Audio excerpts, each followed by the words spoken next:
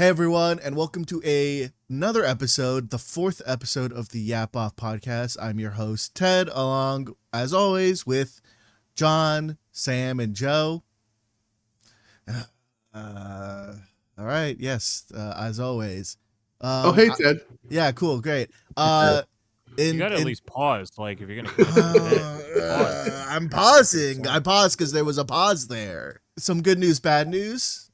The inaugural member of the Yapaholics Delight, Scott Effross, believe he has a grade 2 hamstring strain, or is it a calf? I was just saying, we all have hamstrings. You might want to add another word to. Well, I said grade 2 as if to signal that, like, it's a strain. Or pulled. Is it calf or hamstring?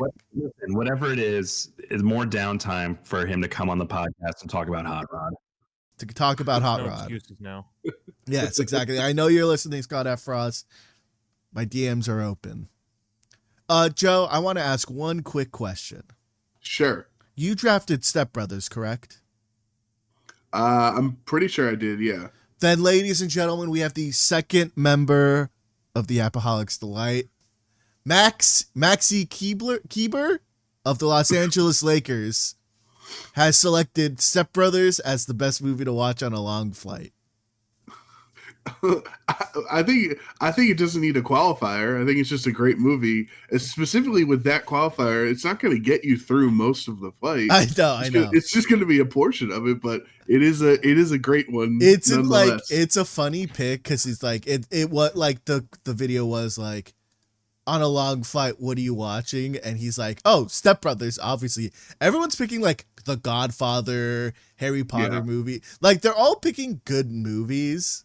Not that, like, you know, Step Brothers isn't a good movie, but it's like, they're all picking like cinema. You know what I mean? Yeah. Maxi Keeber, if you're ever, I know you're listening to, just like Scott Effross, you have text chains ready to go. DMs are open for you to join so we can talk about Step Brothers. I heard they listen together. Yeah, exactly. And then they text each other after each episode. They're both injured, so they have time. The injured athlete group chat. Yes. Cross sport. It's so funny that, like, small sample size of, like, 15 guys. But, like, it's not, like, stars. It's like just like guys, and I think that's the best part of it. That the stars are the stars too big time for Hot Rod? They're too big for the movies we like. Well, LeBron James he's the first guy to answer in the video, and his answer is Godfather 2. Yeah, that sounds like a LeBron answer. For sure. Ask him how many scenes he's watched and what his favorite scene was. Oh, the whole movie, just the whole every frame. He's too busy stalking Stephen A. Smith like a lion stalks a gazelle. I mean, with ChatGPT right now, there's no reason not to just say, "Hey, give me 4 fun scenes or 4 famous scenes out of The Godfather." You know, The Godfather Part 2 with fun scenes. Yeah. Famously a fun scene movie. If you're gonna watch the trilogy, or at least the first 2, it's a 7-hour day. There's got to be at least 4 fun scenes. I will say I watched this video just because we're on the topic of The Godfather. It's relevant. This guy was ranking every like younger version of self performance in a movie. So, like, you know, you'd have like the current timeline, and then they'd have flashbacks, like the young Forrest Gump with Tom Hanks, right? Comparing things like that. And he lists like 10 movies, like, this kid sounds just like the real actor. Well, but then he doesn't mention Robert De Niro in Godfather 2 as the younger version of Marlon Brando. And it's like, why would you even make the list if you're not going to have like probably one of the most iconic film performances ever? And doesn't even make the honorable mentions. Was the George Lopez show where George Lopez, they put like his head on a kid's body? Was that on it?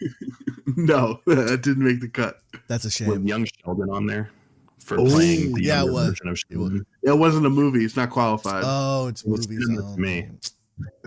We do need a George Lopez, Young Sheldon crossover. No, hey, we don't need any of these. I don't things. think we need that. Yeah. I survived the plane fight, obviously, because I'm here. Yep. Congratulations. At my dad's retirement, my mom said to my sister, "Don't do the bit where you tell everyone that everyone loves dad and everyone hates me." And as we were leaving, my mom was talking about how nice it was. And then my sister and I asked, "Hey, how come you didn't get a retirement party?" And her response immediately was, "I was fighting with the firm." And if that's just, why not let my sister do the joke if you are doing it in reality? Right. That makes sense. Did the golf clubs make an appearance? Golf clubs did not make an appearance. They're in storage. Also, they're my golf clubs. Why would they make an appearance? Just they're relevant to, No, they're not. How are they relevant? Please enlighten me. I have a set of O.J. Simpson golf clubs. I'm really proud of them. I'm assuming that's what he's talking about. I sure am. Okay. Used by O.J. Simpson? They were seized in the civil case. Oh, brother. So they were used, yeah. It has his name on them. On the golf bag. O.J. Simpson from Naked Gun? Yeah. The guy that was on the commercials? The famous O.J. Simpson. Oh, wow. The Juice. 2,000 yards in 14 games? Yeah. That one? Yes. Trophy Heisman winner? Trophy winner, O.J. Simpson? Yeah. Well, I'm just happy I could say this now because there was a time where he was like stealing stuff from people because they were his. And now that he's dead, I can sleep well knowing my golf clubs will stay in my possession. Yeah, but the killer's still out there. Yeah, the killer. Terrible news. But yes, the killer's still out there. Hasn't found him. Well, he's probably finding him OG's probably in heaven. The killer, if dead, is in hell, obviously. Right. Fingers crossed. Fingers crossed. Let's get to the bulk of this episode. It's draft day, part 2. We're drafting Disney movies. I put the caveat it had to be, this was in the group chat because I was doing research, and when I typed in list of Disney movies, I got like Deuce Bigelow, Male Gigolo on the list because Disney owns Touchstone Pictures. That's on my board. And I was just like, obviously this isn't a Disney movie, but I had to say, it had to be a Walt Disney Pictures. A Walt Disney Pictures? You had to see the Magic Castle at the beginning. Pixar counts as well. Had to be like how we understand Disney movies to be. Like, we're not going to sit here and argue that like Pulp Fiction's a Disney movie because it's right. Because it's not. It's a Miramax movie, and also like I'm not showing that to my kids. It is an interesting point, though. Obviously, where we all know what you mean by a Disney movie, but like Pretty Woman, right? You mentioned Touchstone Pictures or whatever, like that. Wikipedia doesn't know. It's just like the adult, like not adult. It's just the not children's version where Disney put money in the 90s. Yeah, exactly. So like, is Pretty Woman a Disney movie? Like, it's not, but it also is. I don't know. It's tough. It is. So I figured we all kind of understood, but I wanted that caveat in there just in case Sam comes in, pick one, and he's like, yeah, Pulp Fiction is my number 1 pick. And I'm like, okay, obviously it's a fantastic movie, but that's not a Disney movie. Since you said this was going to be the next episode, I have been like bookmarked the list of Walt Disney Productions movies on Wikipedia page, just like scouring the like, hey, if I pull this off, how many noises is Ted gonna hit me with from the soundboard? I want to say there are technically there is no bad. There are wrong answers because I just said there are wrong answers, but there's not a soundboard. I'm just gonna have to I was worried about check. the soundboard also. I was hoping to make a pick so bad it breaks out the soundboard. I don't have sound, so it's not gonna happen. Roz can edit and post then. Yeah, all right. Because Roz is definitely the one editing this and not the guys sitting in my chair right now. which is I'm gonna throw this Roz. in there because this isn't a. I'm gonna throw this in there because this isn't a. What do you call it? Like, it's not an option to pick Yeah, Pulp sure. Fiction. I forever would see scenes all the time. It looked like a great movie. I watched it on a plane in full. Question, hold on. Did you watch it no, hold on. on a I channel? watched it in a full setting on. No, it was on. It was the actual movie. Okay. All the scenes, cursing, the whole bits. I can't tell you what that movie's about. I don't know what it's about. That's fair. Like, it's got great scenes, and like I understand why people like it. I don't know what it's about. I'm probably, my hot take is like, I think Tarantino is like a fine filmmaker, not like people glaze him too much. Is kind of my hot take, I guess. Because John, you remember when I saw Once Upon a Time in Hollywood? I texted you when I left the theater. I mean, this is like years ago. I texted you. I was like, I think Quentin Tarantino needs to like take a vacation from making movies. What was it? The Hateful Eight too, right? That was his movie. Yeah, that is one. That was a hot piece of garbage. Oh, you're crazy! That is so 4 fun. hours. There's an intermission after like 2.5 hours for 10 minutes, and then they come back and everyone dies. The end. Oh, you're crazy, dude. Channing Tatum saying adios to your huevos when he shoots. Oh my god, so good. The note from Lincoln wasn't even real. Anyways, DJ Ango's his best movie. Let's leave it at that. I just want to say quickly, Ted. Yeah, sure. The pie chart or whatever, the Venn diagram, however you say that phrase, of people that would argue Pulp Fiction is a Disney movie is just a circle, like fully lapped over with the Die Hard's a Christmas movie group. Okay, that's not Pulp Fiction true and Die Hard because together. here's the thing. I used to be a Die Hard's not a Christmas movie evangelist. I watched Die Hard for the first time not too long ago. I hate to break it to you. It's a Christmas movie. All right, well then Pulp Fiction's legal. No, Pulp Fiction's not a Disney movie. So your Venn diagram is incorrect. It's not a Christmas movie. Disney logo at the start of it. Yeah, there's no Walt Disney. It's not a Walt Disney prediction. All right, anyways, here we are. Like, I was debating. All right. I was debating if we use the last draft as a way to pick the like draft order. But like it doesn't make sense. Yeah, exactly. It didn't. I was like, I didn't want to let the winner do it, and I thought of a system where like the loser who got the least votes got to pick there. But like, I opted. Let's just stick to the wheel. The wheel does us good. I'm gonna click the shuffle button, so the order's getting shuffled. So there's no. You don't think there's any trickery. All right. And then I'm gonna press Control Enter or click the spin to spin this wheel. So intense right now. John has the first pick. I was going to win this draft without the first pick, so this is even better. I'm going to lose this draft. All right, and we're going to go again. John's trading down. He's trading his first pick for two. Sam's the second pick. Yeah, for future first pick in a different draft. Well, listen, my 1-1 pick is I'm not going to tip it, but that just. I mean, you can. No one can take it from you. Yeah. And Joe, you are once again the wheel. The last pick. That's all right. The wheels. Hey, I got a fantasy baseball draft coming up soon. The wheel is a good place to be.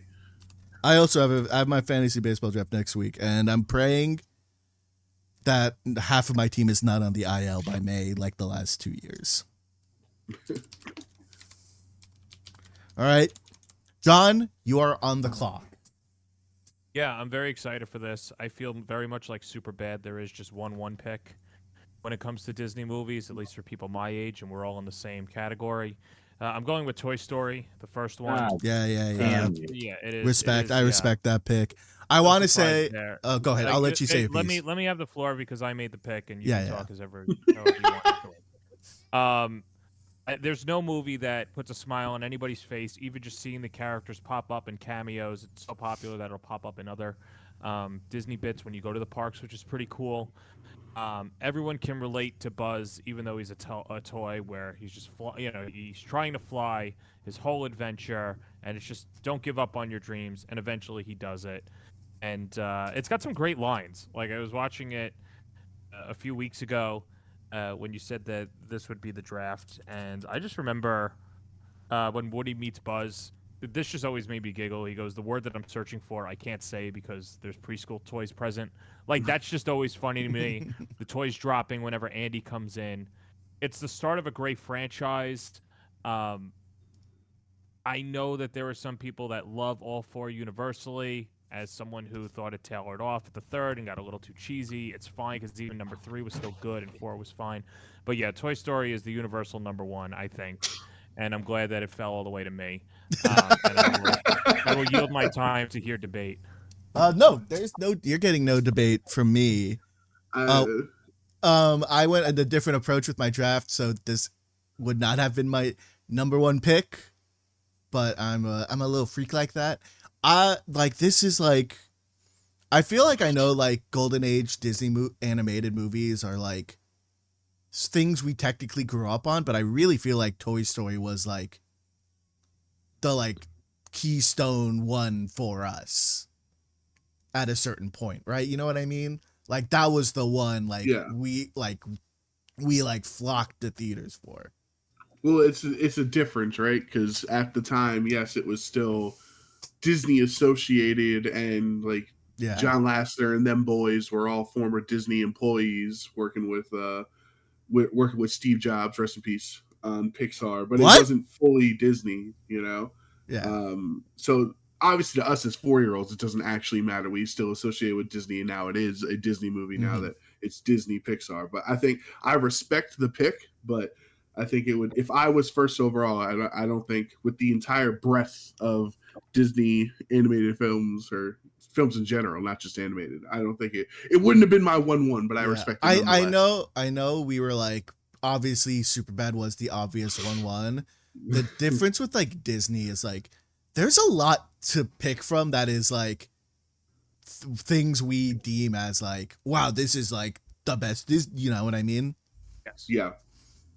But Sam, I'm looking at the cast right now. Like it's an insane cast. It's a Hall of Fame cast. It's a perfect cast. Obviously, Tim Allen, Tom Hanks, Don Rickles plays Mr. Potato Head. Estelle Harris, George Costanza's mom, is Mrs. Potato Head. I didn't know that Laurie Metcalf was Andy's mom. That's a good choice there. And Jim Varney does a great job as Slinky Dog. Like it's a great, fantastic. And they do have some like true voice actors in there. Like you can hear like Ham like all over the place in Disney movies as well. Yep. Wasn't Annie Potts in Young Sheldon too, right? Her and we don't. Wallace Shawn are both Young Sheldon here. Brother, I don't. Get out of here. Know what? If I had a bad take sound, it'd be playing during Young Sheldon mentioned. There. Are you happy? The rules have been broken. Sam, you have the number 2 pick. What do you got? Wow, this is tough. Toy Story was my 1-1, so not getting the first pick, but me also not getting the 4th pick means I can't do my bit that I was going to do. So I'm going to make a serious pick and go with 2001's Monsters, Inc. Ooh, great answer. Another good pick. Can't wait to not get that on mine. But Sam, floor is yours. Talk about Monsters, Inc. I mean, something that John brought up at the end of Toy Story is like the cast on this movie is just ridiculous. John Goodman, Billy Crystal, Steve Buscemi's in there. It's a great story. We love Pixar animated studios, of course. And although I'm really disappointed that I can't do my bit of just picking all 4 Toy Story movies or my other bit, which will be revealed later, I think it's just a really solid option. I think unless you were going to go really wacky, there's really no way to go wrong with what you think the second best Disney movie is of the last, 40 years or whatever we're looking at. But Monsters, Inc., absolutely a solid one for me. Lots of VHS rewatches on that bad boy. I was going to say, yeah, I remember watching it at home a lot. Man, it's been a long time since I had watched that movie. I think the last time I had technically watched a movie was when I played Kingdom Hearts 3. First Kingdom Hearts reference. Let's get that out of the way right now. Yeah, let's say Kingdom Hearts as the joke because it's not a movie. And unfortunately, it's me making the Kingdom Hearts reference, and not someone who actually enjoys the series. Who was literally wearing a Kingdom Hearts t-shirt as we're recording right now. But yeah, it's been a long time since I've watched that movie. I remember really liking it, so I can't be like, oh, what a bad pick.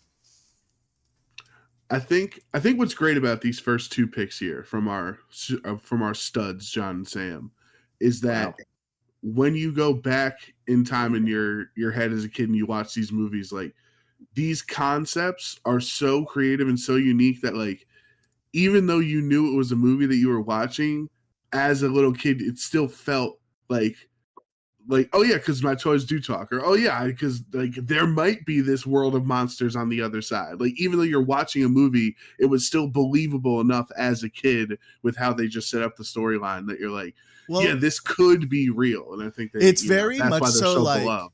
The Toy Story thing is very much so something like I'm assuming as kids we all like thought or loved. You know, like oh, what if our toys were alive when we were like away? And like, and also like for Monsters Inc. is very much so like, yeah, monsters are under the bed and in the closets is scary, bro. Like it's all very much so like kid coded. Yeah. I guess it's my turn. They've got some good adult lines in there too. Like it's a good mix. Yeah. Billy Crystal's perfect. Well, like they always, Disney always does a very good job with a great that. Name too. Mike Wazowski is a great name. That is a great name. All right. For my third pick, I'm picking a Judd Apatow movie. It stars Ben Stiller. Don't know if you heard of him.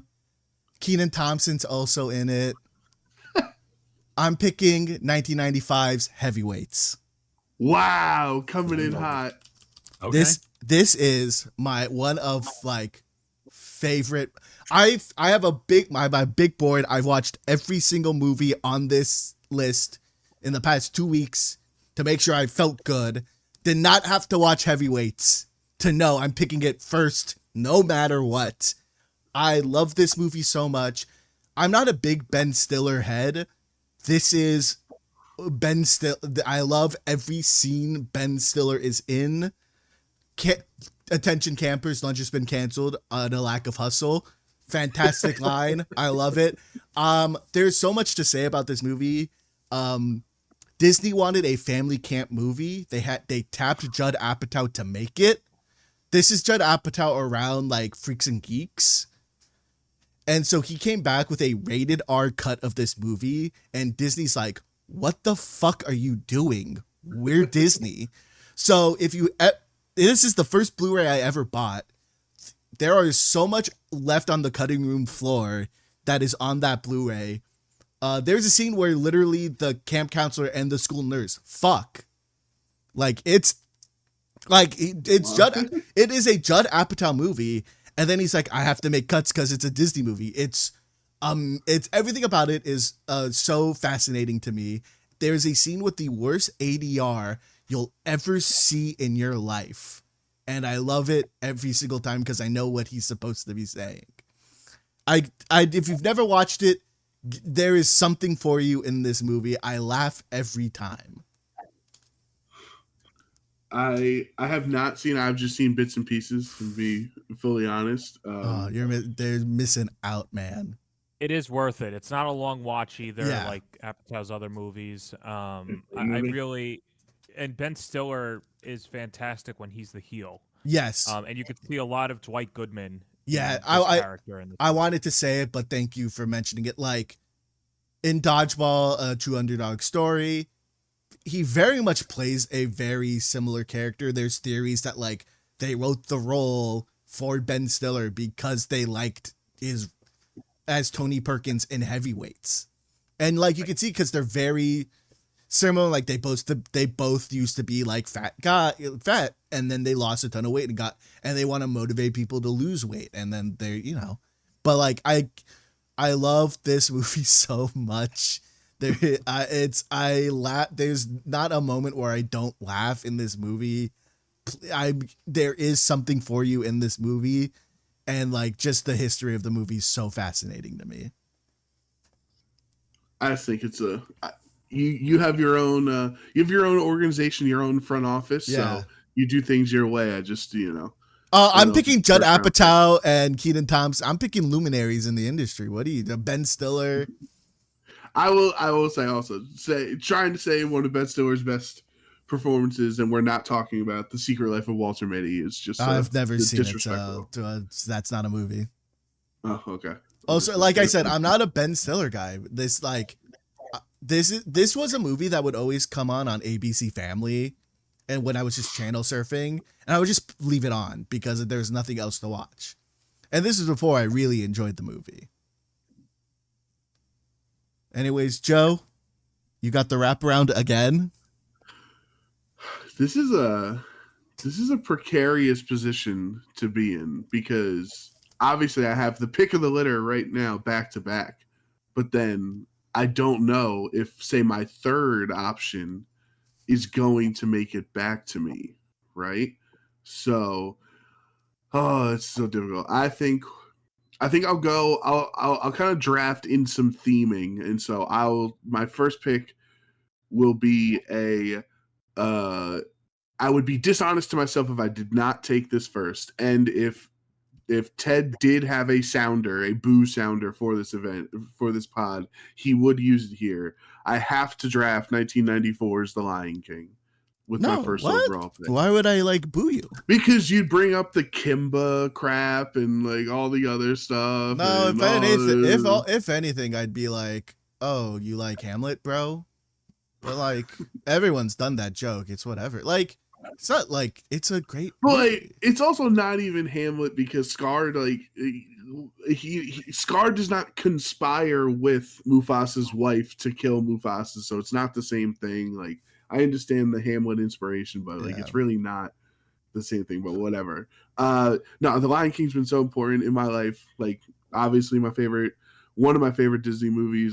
Seen it a bajillion times. Saw it on Broadway. Also, well. Joe, I don't know if you know this, but what? It also has a dead dad. Yes, I'm. You know that, right? Dads die. It's crazy. Oh, me. Listen, Perez. I didn't bring it up. Perez. I didn't bring it up either. Yeah, I brought it up. I would never bring up something like that.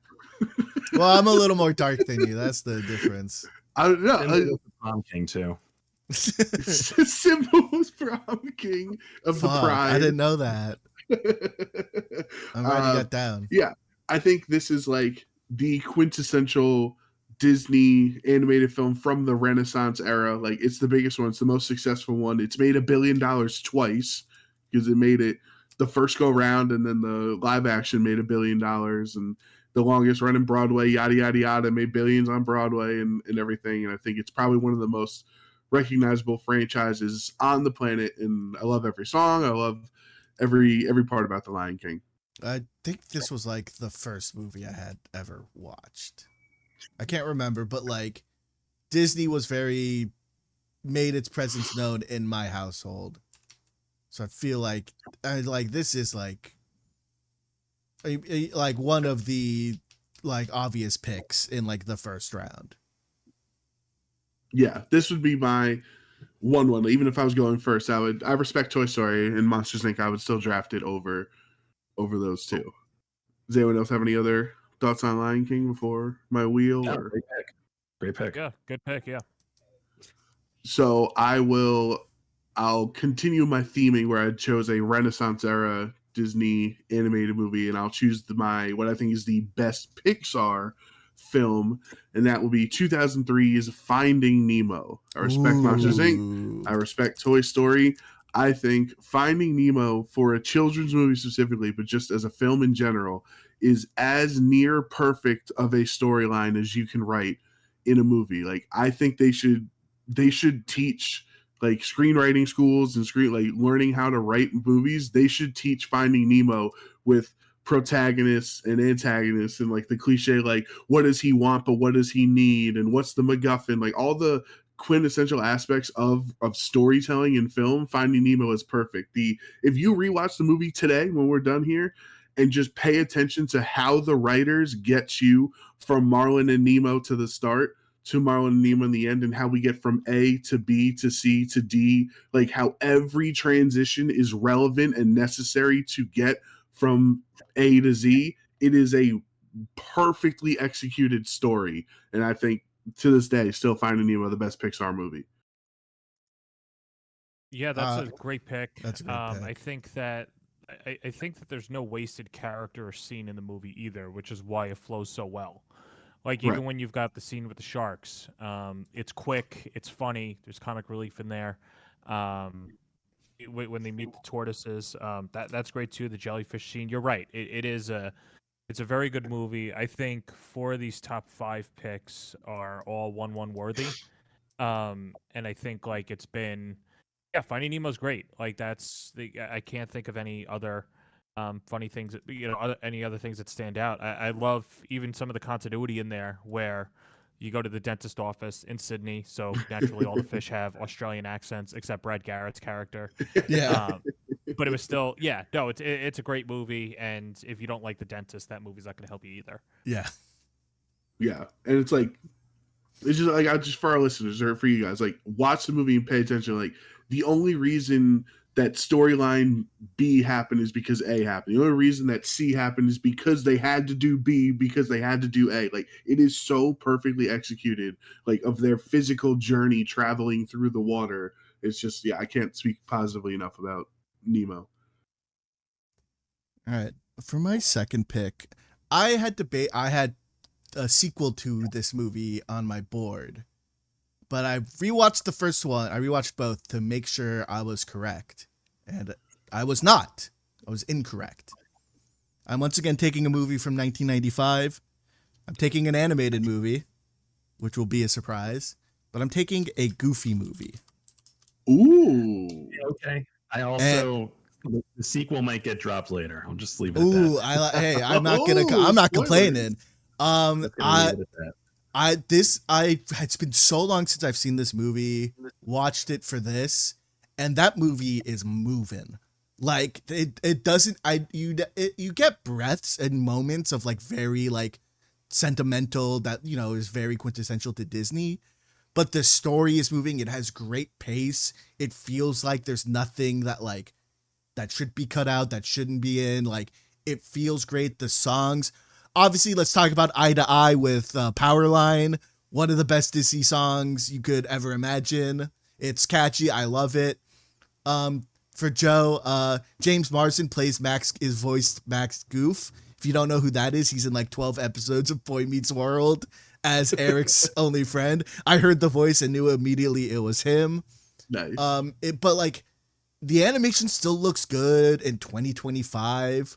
Like it's just like it's a very solid movie. Someone on Letterboxd called it Lady Bird for men, and to that I say, very funny, but Goofy movie comes out before Lady Bird. So you could say a Goofy movie is Lady Bird for Lady Bird is a Goofy movie for women. Yeah. That's my pick. That I feel like this is probably the only one where people are like, yeah, that's a right pick in this draft from this guy, because everything else after it's not gonna. It's very Ted. It's very Ted fitting. Second round pick, yeah. I like it's just watch it again, and this movie is moving. The moment where like that Goofy knows his son is like fucked with the route and like taking him to places, and he's like, all right, Max. Tell me which, are we going left or right? Clearly Goofy can read the signs of which way is which.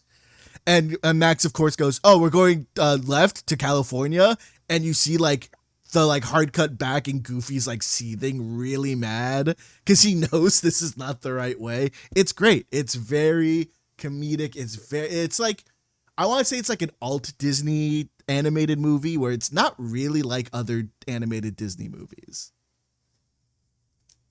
My only contribution to this film, which is a funny movie, but is Ted and I once got into a heated conversation over Goofy's anatomy and if he was a dog or a cow. And Ted did not believe me that there is a subset of the online community that believes that Goofy is a cow. It's insane. I can't believe it. But I've heard of that doesn't he group, date a cow in the old in the 50s or whatever? Isn't it a girl whoever his Pauline is to his Popeye? I don't know. Isn't she a cow? It doesn't matter because this movie canonically proves that Goofy fucks, and he's the only one who has fucked in the Disney name. I think we knew that he's got a son that no mother's around. That's what I'm saying. That's what I'm saying is he has I've heard about these goofing on people that Joe's talking about. And I think that it's just people that have too much time on the internet. He's clearly a dog. This pick is going to win Mrs. Perez's vote because that's her favorite movie. Really? So good job there. I'm happy to have the mom. Happy to have the mom vote. I met my wife, but yes, my mom loved Toy Story. Yes. Damn, I thought it was the mom. I'm glad Michelle likes it. It's a great movie. First of all, we know Mufasa was laying pipe because Simba's there. Marlon was all over the place. I'm talking about the Daffy Duck, the Mickey Mouses of the world, like the Disney core, the Kingdom Hearts crew. Yeah, well, Mufasa's in Kingdom Hearts, bro. Ever heard of it? Have you played the game? Yeah, the Proudlands. Yeah. Anyways, Sam, your second pick. First, also a shout out to the Atlanta episode about the making of the Goofy movie, which is one of my favorite episodes. Yeah. If you haven't watched it, go find 25 minutes or whatever and throw it down. Or just watch all of Atlanta because it's a fantastic TV show. That too. Or just simply do that. My second pick is dedicated to Tiny Tim, who did not die. I am picking the Muppet Christmas Carol. Oh my God, that was not even on my radar. What a pick. What a pick. Is it Christmas Carol? Yeah, Muppet Christmas Carol, not movie. Okay. Goodness. Oh man, this is whoa, you've just stolen the draft from, oh my God, this is a great pick. Right under you, yeah.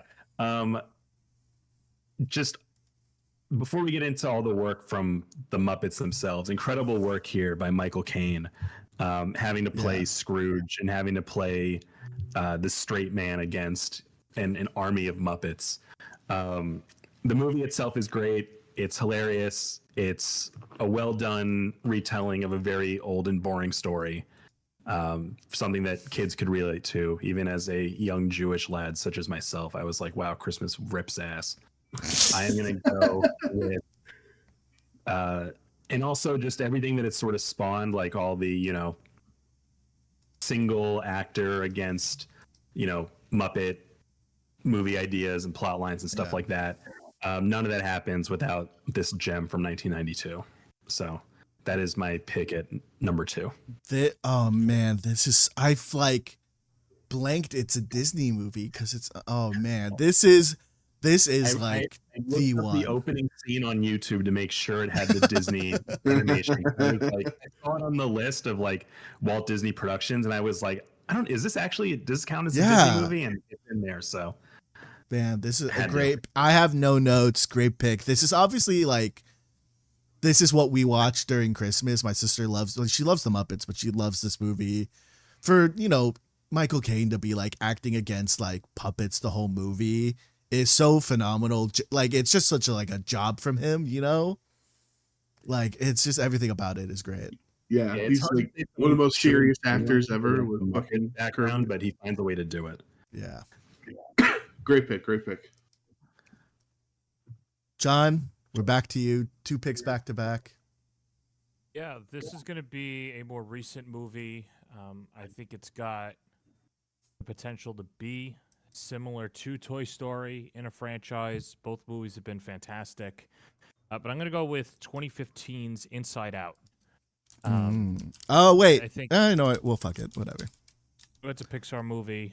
It's eligible, and I'm picking it. I thought I had said pre-2010, but actually I don't care about that. Oh, is it pre-2010? All right, then I'll... No, it's fine. It's fine. You're keeping it. I'm saying Nick's what I had Ted said sucks. before. Yeah, I suck. Okay. All right. I'm saying I'm saying people can change. Okay. Good. I'm glad. Great cast.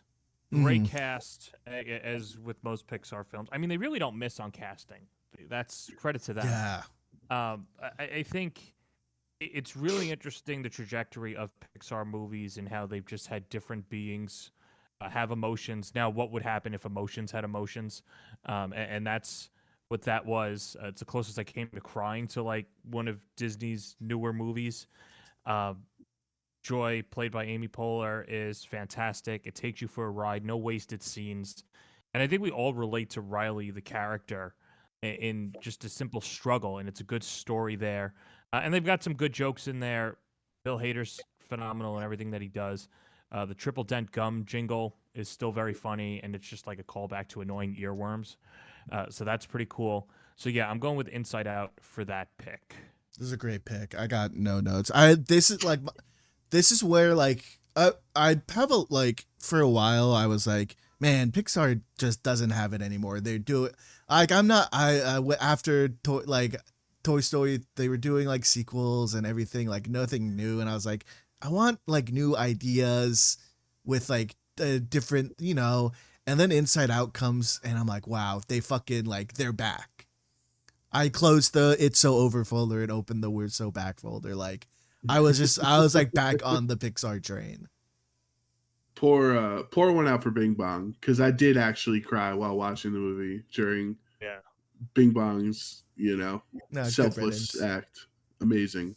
And that's another thing, like Toy Story and like Monsters Inc., like with Bing Bong specifically, is like, yeah, we all did believe that he was real, right? We all did believe the imaginary friend. Yeah, I think it's incredible. We all had that version. We could all relate to that movie.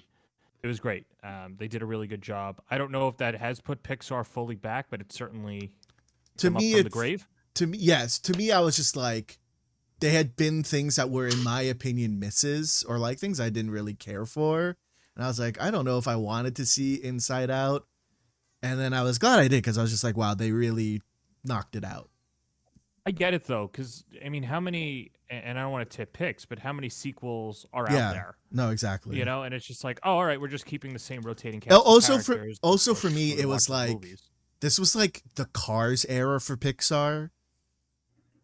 And they were real like, we have like 4 Cars movies. We're doing planes. Yeah. Like, I was just like, I don't need this stuff. Right. But John? No, I agree. Yeah. Wrap around to you. Wrap around. The next one is eligible for the original rules. It's 2009's Up. Just an unforgettable opening montage of the movie. Finding out that there's an adventure at any age is great.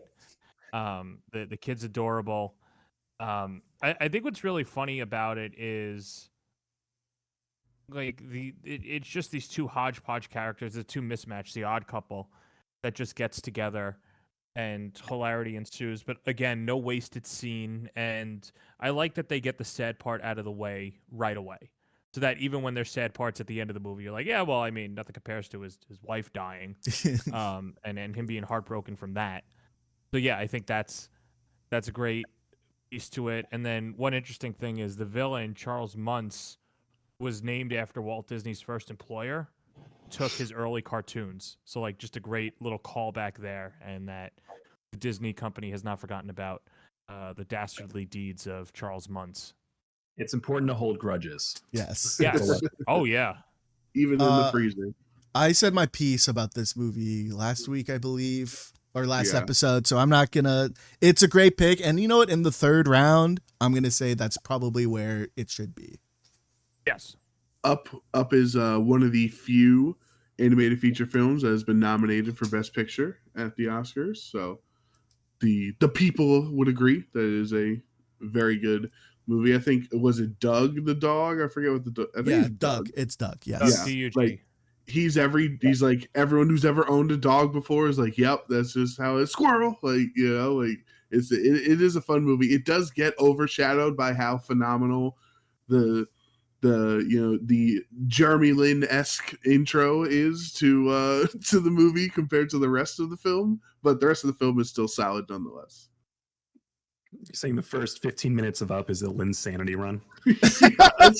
Essentially, yeah. I think that's a very fair Very fair. And Carmelo Anthony just had none of it. He did not enjoy Up whatsoever. Carmelo Anthony was the cancer that killed the guy's wife. No, I believe the cancer that kills the guy's wife is the prospect that it was a shortened NBA season. Because once you get out of that, the Linsanity, you see the cracks in Linsanity. Yeah. All right, Sam. All right, a movie that I am very surprised made it to round 3. I'm gonna stick with 1992 and go with Aladdin. Ooh, Aladdin. Great pick. You sure you're not taking the remake? Just want to make sure. I want to make sure we're talking about the same movie. He said 1992. Yeah, he said 92. I didn't want Ted to write in the remake just to try to tank my draft here. Go. I'll say your piece, and then I'll say the one thing I want to say about it. Honest, like people talk about, the story's great, the songs are great, Robin Williams incredible. MVP for me personally is Gilbert Gottfried. Just really an impeccable voiceover performance, and I don't know if anyone else could have pulled it off besides someone with his specific voice. Really pulls that whole character together. And the first scene also, just as a kid, really scared me. The guy getting eaten up by the giant sand monster. But I mean, I don't really know how much there is left to say about 1992's Aladdin, so I'll let you guys on here. This is a goated Robin Williams like performance. Like he is like capital VA voice acting in this. One of my favorite TikToks, I'm tipping my hand for a future draft idea, but one of my favorite TikToks is this guy going, "Hey guys, today we're going to be talking about a liberal propaganda movie about a gay illegal Muslim called Aladdin." One of my favorite. That's why I said Aladdin when it got picked. But it's so funny every time this gets referenced, because I feel like a lot of the times it gets referenced, it's like the dumb character in the TV shows, like, when they get betrayed, they say Iago. And the smart person's like, "Oh my God, you know, like Shakespeare?" And they're like, "No, I'm talking about Aladdin." I will say, I don't know where you can see this documentary, but there's a documentary on this guy named Howard Ashman. I don't know if you guys are familiar or not, but he is the composer that and lyricist that worked with Alan Menken on all of these classic Disney movies, right? From like you think of that Renaissance era, like they made Little Mermaid, Beauty and the Beast, and Aladdin, and like just that whole run that Alan Menken was on. Howard Ashman worked with him, and they had this documentary about his life, and it was one of the best documentaries I had ever seen. He worked for Disney, but he was gay in the 80s, and he was dying of AIDS. And like back in the 80s, that was a whole different conversation. So he had to hide his identity. He had to hide his sickness, his illness that he was going through while they were making Little Mermaid, while they were making Beauty and the Beast. Like there's stuff of him like with Aladdin tying in. He's like in the hospital on the phone with the producers of like, this is how this song should sound, like saying stuff on his actual deathbed. Like that is how invested he was in these storylines to, for their success. And like, it's a very touching documentary. And like the reason that Aladdin is so beloved and those lyrics and those songs are so phenomenal are like in very large part because of Howard Ashman and, how influential he was. And like, imagine being in that timeline, right? Having to hide your identity, hiding your sickness. Like people thought you just kept calling out of work because you were afraid to acknowledge the truth and get fired or whatever in the 80s for being gay or having AIDS. Like I always think, now that I've seen that, I think like I have even more respect for that era of that big 3 run of Little Mermaid, Beauty and the Beast, Aladdin that they went on. Yeah, that's crazy. I thought the parrot was funny.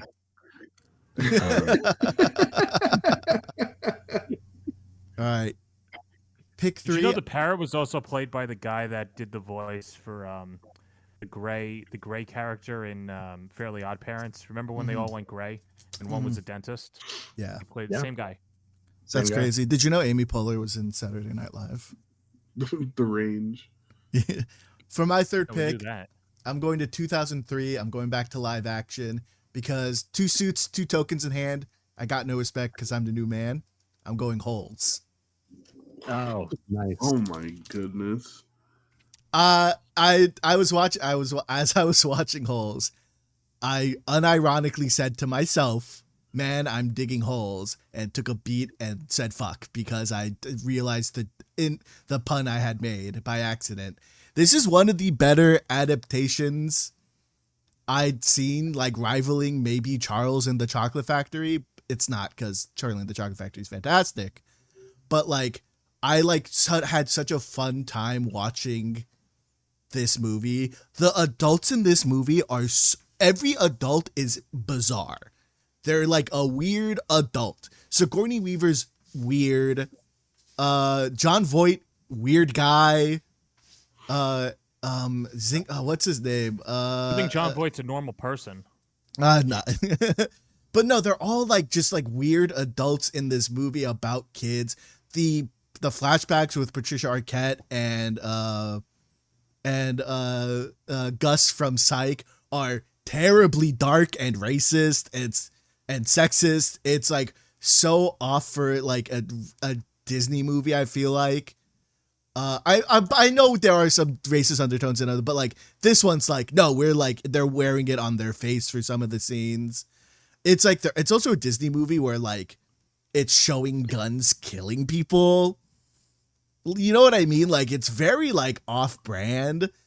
And I'm saying I got some little hidden synergy between Holes and Goofy Movie. Zero, played by Cleo Thomas, dressed up as Powerline from Goofy Movie, and then won a Mortal Kombat tournament. It's just like, yeah, it's just like this movie is like, it's a fun, it's there. Yeah, it's got gay undertones, but it's fun. Like, I didn't realize how like, there's a scene where like at the end where I'm watching it and said, did these two fuck in the book? What am I missing? Cause it's weird. It's wild.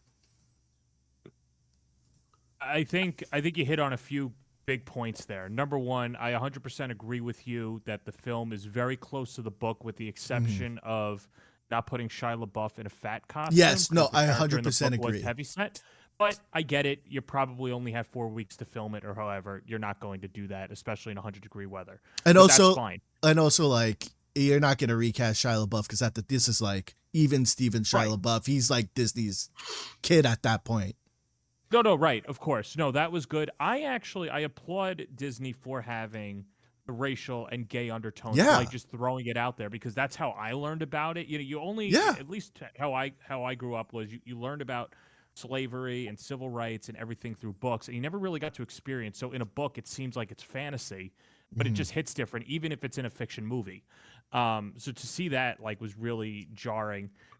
Perfectly cast, like you said, Dulé Hill. Or Gus. That's the name. As you know, that's the name I was looking Henry for. Winkler. That's the name I was also looking for.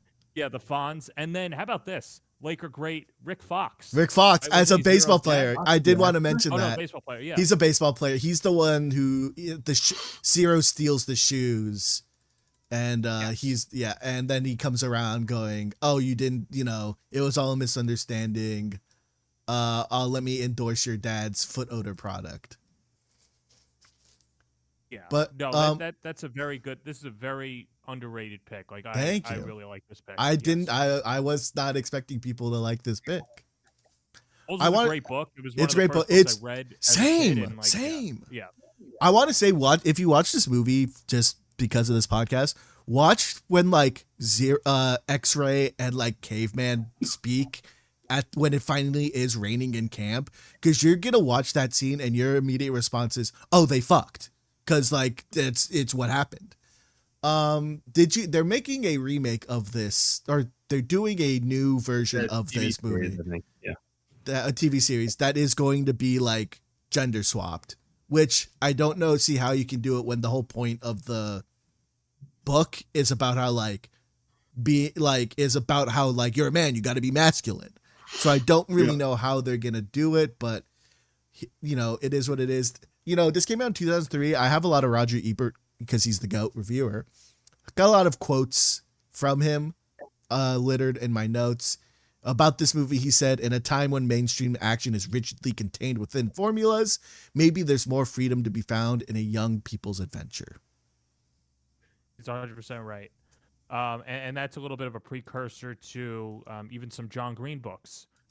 John Green, very original, young adult novelist. I'm trying to think of other movies that came out. Looking for Alaska was great. Fault in Our Stars. Like, there's just creative freedoms where it's clear that he wasn't taking from other stories, and that's the same thing with Holes. This was an original story. They do some good job. They do a good job developing characters and a good backstory, and it's just a good one-off. I hate when they do, remakes of it. I'm not a big fan of Bel Air, even though they turned it into a serious. Like if Bel Air, like if it wasn't Will Smith and it was Will Johnson or something like that, then that show is good on its own. But to compare it to the original is not going to be great, and that's why I'm not holding out hope for this remake either for Holes, because the original was so good. Yeah.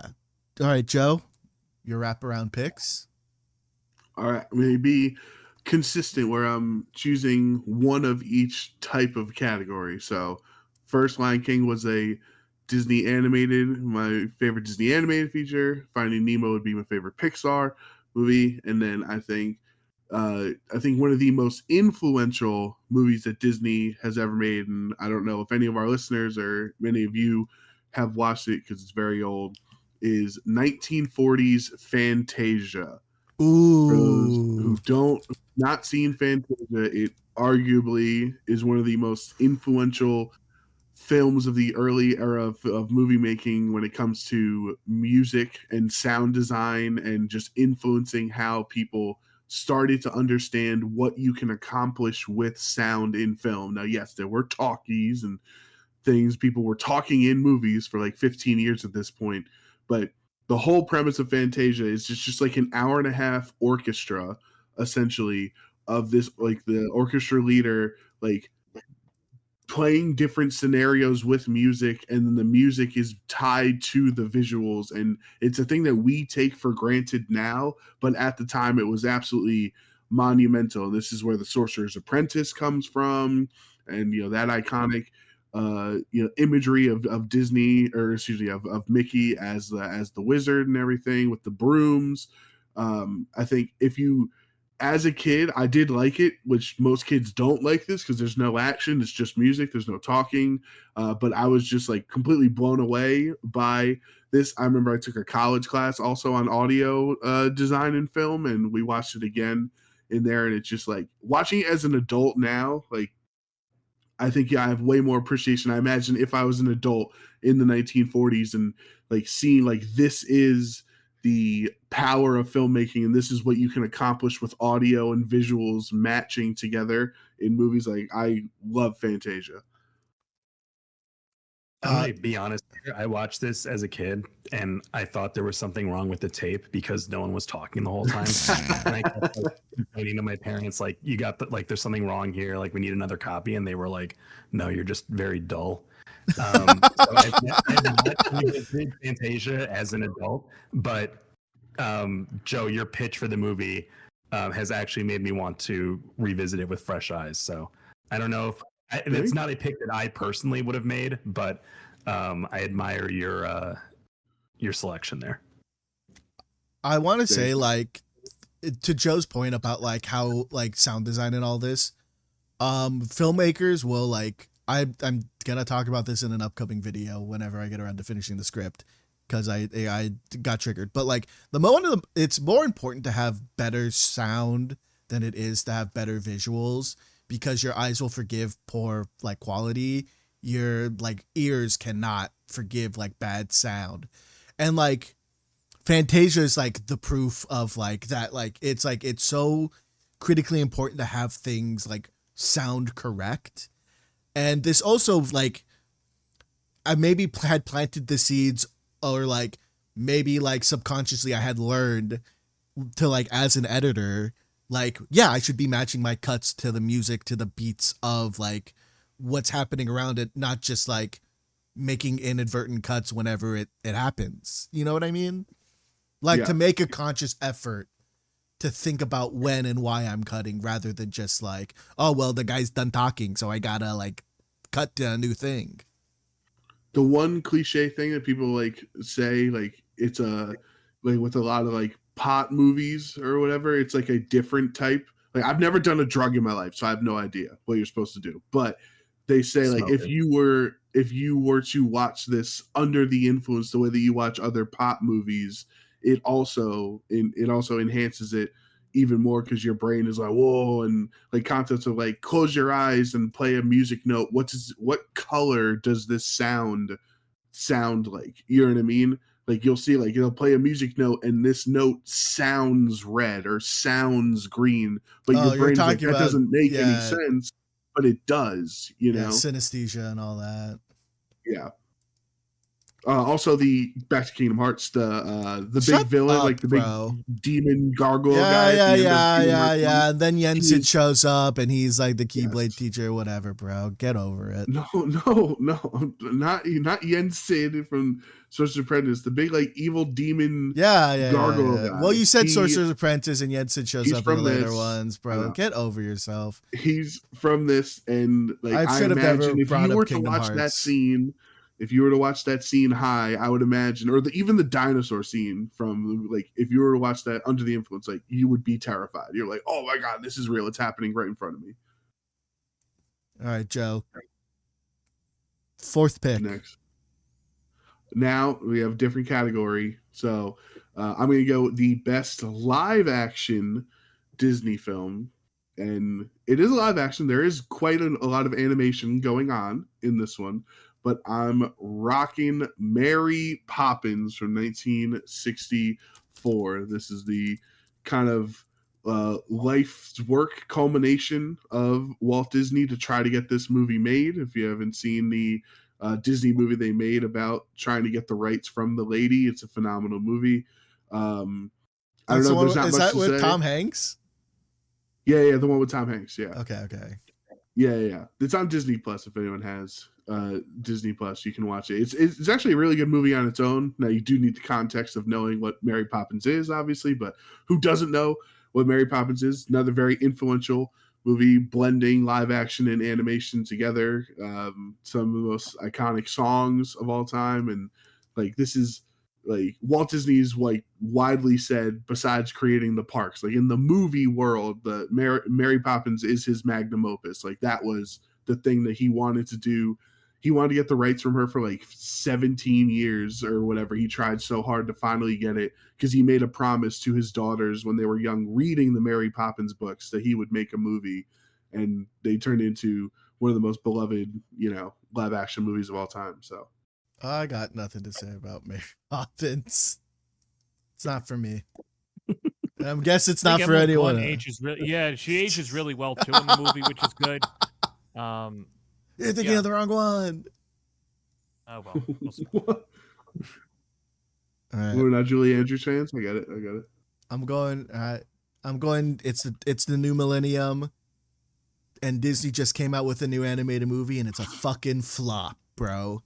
Ever heard of The Emperor's New Groove? This is the most Ted movie of all time. Oh, dude, I fucking love this movie, bro. All right. This is like, it is such a not Disney movie. You can watch this movie and be like, I can't believe this is a Disney movie. It's not a musical. Was supposed to be a musical, got scrapped because of it. Because the music was, nothing about this movie was working. They sunk so much money into this movie. It's just a commercial flop. But like, I remember going to school after it came out, and all of my friends were loving it, and I was loving it. It's one of my favorite Disney animated movies. It is more Looney Tunes than Disney, and I think that's why I really like it. That's a great movie. That's a great point. Yeah, no, and like you said, unlike most Disney films, like it skips a love story, so yeah, you don't have to get tied down with that. That's cool. I want to say this is so John. Remember you had mentioned they cast very well for voice actors. Yes. They cast everyone like perfectly to a T for this movie. Yeah, no, I agree. I think it's pretty cool to see some Peruvian culture in there as well. So that's cool. What else was in that? I'm trying to think. I haven't seen it in a while. Yeah, Like, one of my it's fast paced. It's very quotable. Like pull the lever, wrong lever. Lever. Boom, Are we about boom baby? Are we about to go over a huge waterfall? Like it's bring it on. Like what? Like a lot and like when I like it. It's so Looney Tune because there is it's during the big chase at the end, not the chase from Pacha's house to the lab. You see the dotted lines on the map to show where they're going, a la Indiana Jones style, and then like they in real life, in them for real life, they look down behind them and they see the dotted lines being made on like the path they're running. But there's a point where like Yzma and Krunk get struck by lightning and fall down a cliff. So Pacha and Cusco make it to the lab first, but then Yzma and Krunk are there somehow. They ask, how did you guys beat us here? And Yzma's confused and goes, how did we beat them here? And Krunk pulls out the map and says, by all accounts, it just makes no sense. Which is like, a moment like that is so like cartoon, but for them to acknowledge it and then B, make a joke about it is so like, it's just such a present moment in the script for it to happen. Yeah, I think it's a very fun, very underrated movie. Doesn't get talked about enough these days. Yeah, it's like I said, it was a flop, but like, man, it's just it's a fun it's just like a fun movie. I'm not getting like, there's no like sad emotion to it. Like, you see Cusco sad, but like, it's deserved. It's like he earns to be sad, so you don't have to like, be empathetic to that, but like it's still like it's just like a movie that is moving. It's the fast paced, like I said, zany and cartoony. And hey, Roger Ebert agrees with me that it is a more cartoon and zany style of animation that is timeless and will always work. That is his quote. There you go. All right, Sam. All right. I'm going to go with a movie also from 1992. So this is going to be 3 straight 92 picks for me. It's a movie that also spawned some great sequels that I wouldn't be surprised to get drafted later. It's a movie that is all about how drunk driving can turn around the life of children. I am, of course, talking about the Mighty Ducks. Oh, yeah. My friend, I showed my big board to my friends, and one of them was like, "Why isn't Mighty Ducks on it?" I'm like, "That's not for me," but I'm glad to see it get picked. You know what? It is for me as someone who enjoyed watching sports and still does. In fact, this was a movie about overcoming the odds and teamwork and friendship and odd hockey strategic decisions and formations. And it was really everything that I could ask for as a kid growing up in the 90s. As a tax-paying American, I felt more patriotic when the U.S. team won than when Rocky beat Ivan Drago. I will correct you, John. Feel free to take this one if you want, but that was actually D2. Yeah. No, right. I know that. I'm just here. Yes. No, the original's fantastic. I'm just talking about how I associate that movie. But yes, no, you're right. The original one's great.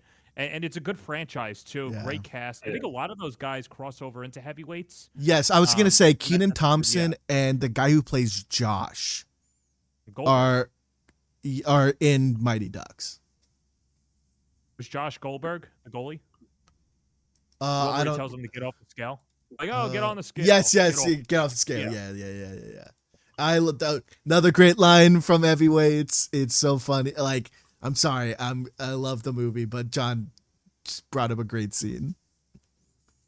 Oh, Mighty Ducks, that's a great pick at this spot. I like it. Yeah, and also just like some iconic like new sports like characters coming out of this. Charlie Conway, Adam Banks, sort of the I don't know, I lost my voice in the middle of talking about Mighty Ducks, but I think you could draw a lot of parallels between like movies like Mighty Ducks taking off and like the Backyard Baseball series coming out later in the decade, which is also very important to me.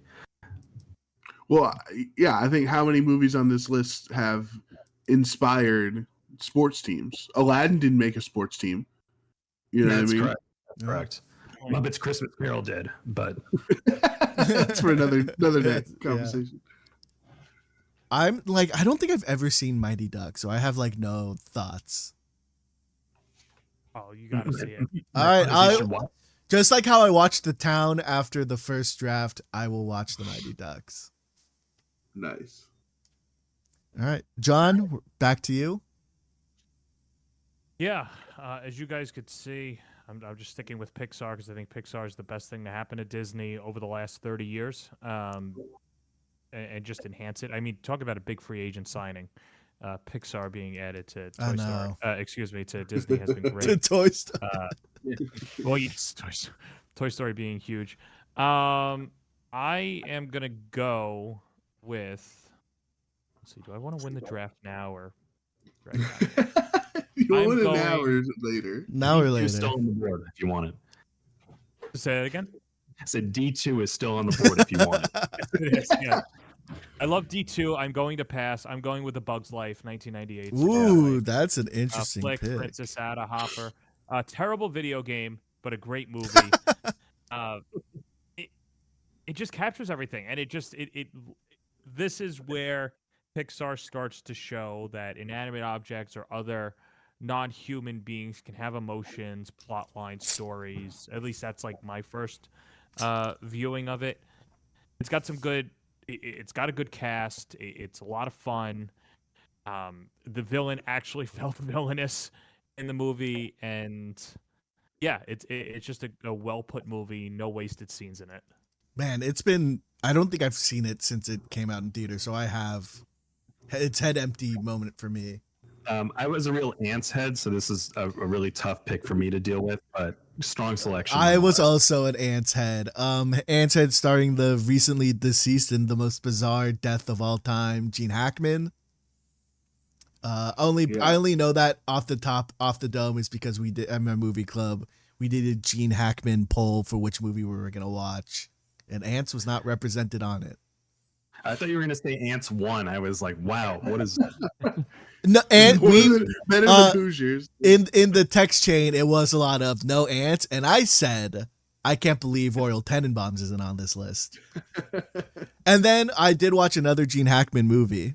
I watched The Replacements, and that's a movie about the bad guys winning. Right, that's a movie about how scabs are actually good. Which you don't realize as a kid, but... Yes, I watched it like a couple of years ago, and I'm like, Keanu Reeves is the bad guy. Don't worry, we're I'm very pro owners here. Yeah, no, I'm saying, what do you? What I'm saying, the scabs are the bad guys. That's I think there's clearly a correlation between being an Ants guy and these Marxist views about The Replacement. There's clearly. Right. This is all Gene Hackman's fault, really. When you come back. Meanwhile, I'm over here. Yeah. With the fat caterpillar where he gets his wings. He's at the end, he's a beautiful butterfly. Like it's great. Mm-hmm. Oh, I do remember that. Plot point. Now I will say, as I'm looking it up, I believe Pixar has made either 27 or 28 movies in total in their history. I'm not sure if Bug's Life cracks the top 15, if I'm being completely honest. I respect the pick nonetheless. We don't do how things are being listed. We don't do fucking shit like that. We're mid-draft. We all pick true to ourselves. That's the whole point. If you're picking to try to win when Sam's brother fills out the sheet and says Bug's Life, really? You'll have my back. Sam's brother is gonna be like Monsters Inc. Really? Parentheses 1. Where's Monsters University? Come on, Sam. All right, John. Good. Second to last pick. Yeah, for my final pick, and this is clearly just. This is not your final. This is not your final pick. This is not your final pick. This is round 5. Round 5. It's round 5. Yeah. Oh, okay. The first row is your name. Remember when I said second to last pick? Yes. All right. Well, I'm going to win it now, and I'm going to win over the female vote. I'm going with Frozen. Frozen's got memorable, catchy songs, sisterly bonds, big messages, lovable characters. Olaf, Sven. The animation's really good. It's not Pixar. So I'm breaking my rule a little bit, but Frozen is the one movie that I can break the rule for. I mean, everybody loves it. You want to build a snowman, It sounds like let you're it not go. convinced. You're just trying to win, but you sound like you're not. There's a better female audience pick than Frozen, and I'm gonna take it. It's coming up next. Get ready. All right, Yeah. extreme goofy movie. Listen, Frozen's phenomenal. Everybody that hates on Frozen are just haters. I'm a hater. Then I'm a hater. Movie. I'm a hater. You're a certified hater, Ted. It's just fine. It's a fine movie. It is a phenomenal movie. I don't really have a strong take here because I have not seen Frozen, but my biggest interaction with it is that the characters are very commonly crossword puzzle clues that I'm interacting with.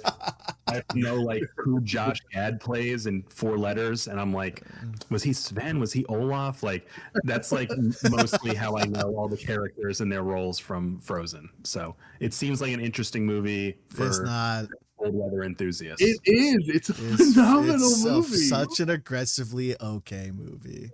Oh my god, you're just such a hater, bro. I'm not a hater. I just recognize regular when I see it. Bro, they twisted true love on its head. They've told you what true love was in movies for 100 years, and then they changed it up on you. It's a great movie. Yeah. If you didn't see it coming, then I think that's just more egg on your face. Oh my god, Look, what if Luffy liked Frozen, huh? Then he likes Frozen, bro. That's okay. You would defend it. You'd defend it. You'd no, say, I wouldn't. No, he would. I wouldn't. I would just say that's his choice. But he's not my guy in One Piece. Anyway, Sam, second to last pick. Second to last pick, and one I'm surprised made it this far given this group, or maybe I shouldn't be, but 2000's Remember the Titans, starring Denzel Washington. Great. So this is a great movie. I believe that's Ryan Gosling as the Ryan quarterback? Gosling as the Cooper Machine role. Yeah, that is correct. I was he's a cornerback? Yeah, Avon Barksdale. Avon Barksdale, yeah. Too. He was known as Will Harris. The head coach, whoever that guy was. He's in some movie about a train, right? It can't stop. Yeah, and then a plane that crashes. Yeah, and then he's the train that couldn't slow down. Yeah. Yes.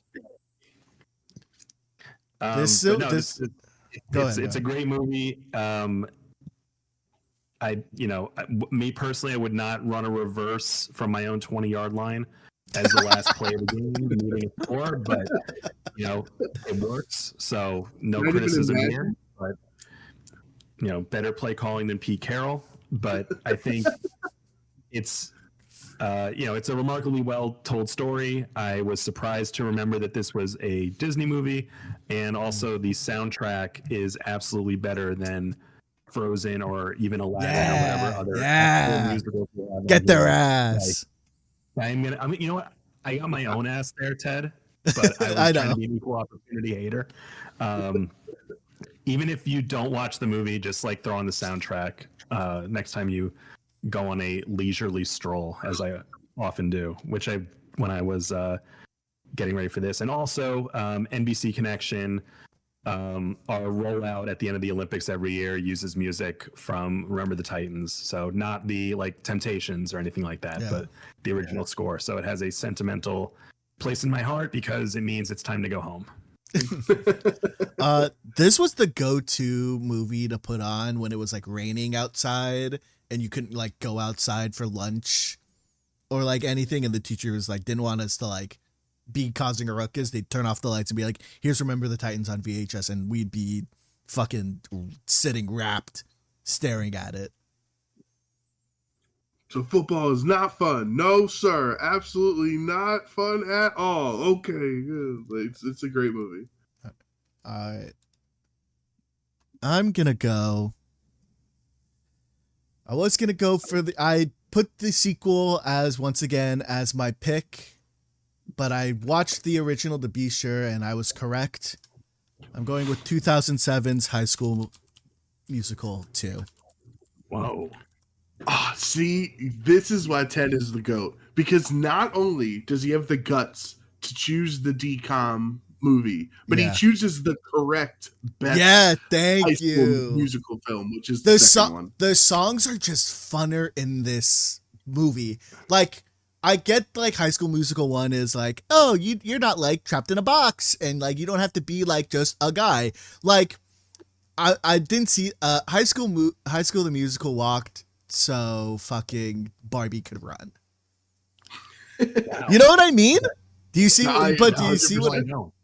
I got you. Because it's like there's a whole song about how it's like, no, you can't be a baker, bro. You only basketball. That's all you do is basketball. You can't be a dancer, girl, because you're in the student council. Only not student council people can dance. We're saying this was the original "Shut Up and Dribble" narrative. Yes, it is the original "Shut Up and Dribble" narrative. They also play baseball, which is very important. One of the coolest like music scenes that in a DCOM you've ever seen is that baseball scene. In a like movie making sense, the plot in the second one still insane, but is significantly less like insane than the first one. The first one is like we're emotionally manipulating and like our friends to like ignore things they want to do so they can keep hanging out with us, which is insane. If my friends had done that, I'd be like, okay, we're not friends anymore, bro. You ruined my life. I'd be like, bro, do you see Vanessa Hudgens? Like, please leave me alone. Be a homie. Yeah, at least like the second movie is like regular high school shit. My favorite, most relatable moment of the whole thing is like at the start, they're like, we're trying to get summer jobs, we can't get jobs, and then they all get a job, and the first song they sing is about how much they don't want to work. Yeah. And I'm like, they rule. Very relatable. Vanessa Hudgens once again coming in with the worst song in the movie. She really did. And like during that song, I said out loud, just put bet on it in the bag. Like, come on. Because like you're watching High School Musical 2 to get to bet on it, right? Like that's the song we want to hear. And when it started, I was cheering. And then I started singing along because that is the goated song of High School Musical. Nah, well, I think bet on it with other songs, but it's the visuals still match like that whole era of memes. Yeah, the like slapping the water as he gets up. Yeah. I did see one of a Frozen one with on it, but bet on it's great. Fabulous. I Don't Dance. The baseball scene. Dude, the baseball scene is so. I gotta say though, they both got to work on their throwing motions because. Chad likes baseball. That's how he's pitching, bro. I think he's about to be a senior. He's probably topping out at 55 with the way he's throwing. I don't think he's got a great shot. Look at his spin rate. He also walked too. Walks are as good as singles. No, yeah. So. But like I wrote down, already pictured you as the closed-minded High School Musical Chad, and I the open-minded Troy.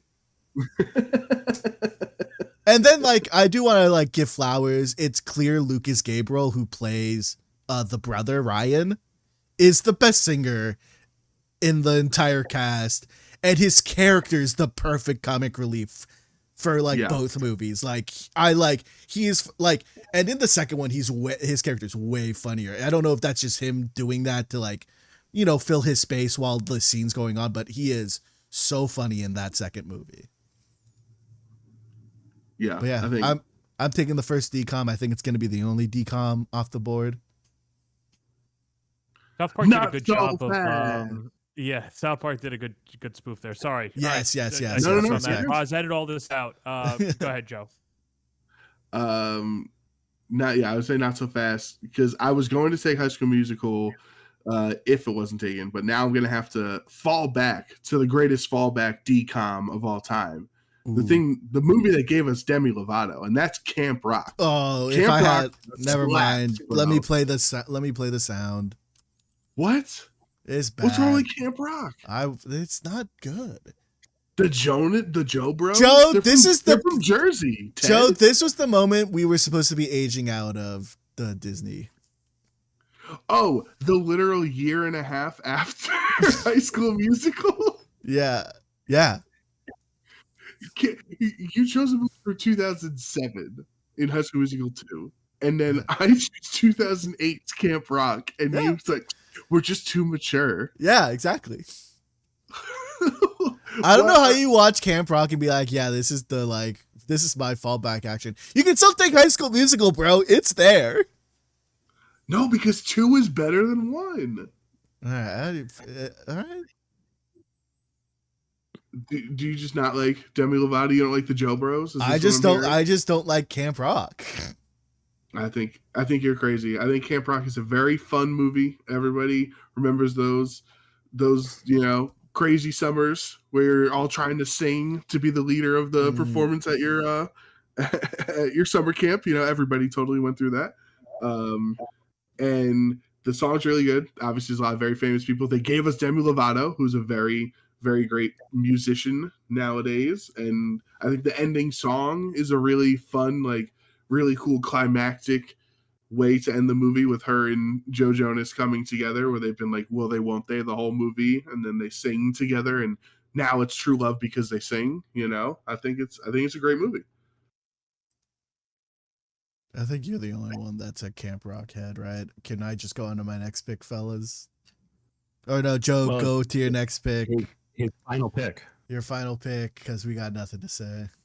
We're just embarrassed. I'm really surprised that Perez and Sam have not seen Camp Rock. That's insane because I'm sorry. I'm not surprised. Okay. This is where I'm going to the curveball. So I've chosen 5 different categories. I chose Disney animated. Yeah, Pixar, bro, you said it like 5 times. Shut up. Just put the pick in the live bag. action. Shut up. And DCOM. All right. Now we're going. What's the first thing you see in every Disney, especially Pixar film? What's the first thing when you roll into the movie theater? Trailers. Yes. Maria Menounos. Or black screen because the movie hasn't started yet. Sometimes Mario Lopez. Nicole Kidman. Nicole Kidman, yes.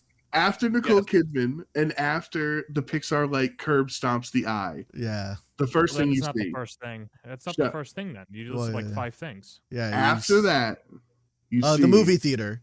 When I walk in. Associated short film accompanying the movie. Brother. And everybody loves those short films at the beginning. They're so fun. They're just like a little 4-minute quick hit. I'm going to say, Joe, there's an obvious one you need to pick, and if you don't pick it. And so I am choosing what I think is the greatest short film I've ever seen, 2012's Paperman. Yes! Or Wreck-It Ralph. Yes, that is the obvious choice. I don't know if Perez and Sam have seen Paperman or not, but if you have, I'm familiar with that work. We're familiar with those 6 minutes. It's better than Up's first 10 minutes, and it's only 6 minutes long. It is the greatest short film that concise, no words needed, no words necessary. Music is perfect, visuals are gorgeous. So, because I wanted to be unique with a different category here, I'm going to choose what's probably the only short Disney film on the list. And for anyone who's not seen Paperman, please just go watch it on YouTube. It's phenomenal. It's the best short. I came out of Wreck-It Ralph talking more about Paperman than Wreck-It Ralph. Correct, 100%. Yeah, went to school, all my peers are a bunch of animation freaks, and they were geeking out over it too. It was just we were more geeked on that than Wreck-It Ralph. It's if you had said anything else, Joe, I would have been you tanked your whole draft. I was thinking of the guy playing chess, Yeah, but it's usually overall it's still, your draft is not good. Understandable. Now I'm debating between 2 picks here. Do I go about another animated movie that I know in my heart of hearts I can't pick because of how it makes me feel about accuracies? Or do I go with a divisive movie? And I'm going divisive. I'm going with divisive. 1982. Tron. Okay. Whoa. Wow, okay. I did not peak you as a Tron guy. I watched Tron and I was like, I'm having fun. Most movies, and nowadays, if Tron was made, you'd be getting back and forth between Tron and real world. But you watch Tron and you are in Tron. Once you are in Tron, that is it. Like, you'd get nothing else and you are experiencing whatever the fuck is going on in Tron world. And like, no matter how jagged and janky the VFX looks sometimes, it is a like monumental feat that this movie looks like the way it does. Because I don't know if you know the history about this movie.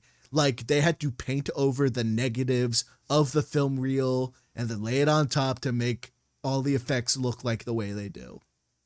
I loved every minute of it.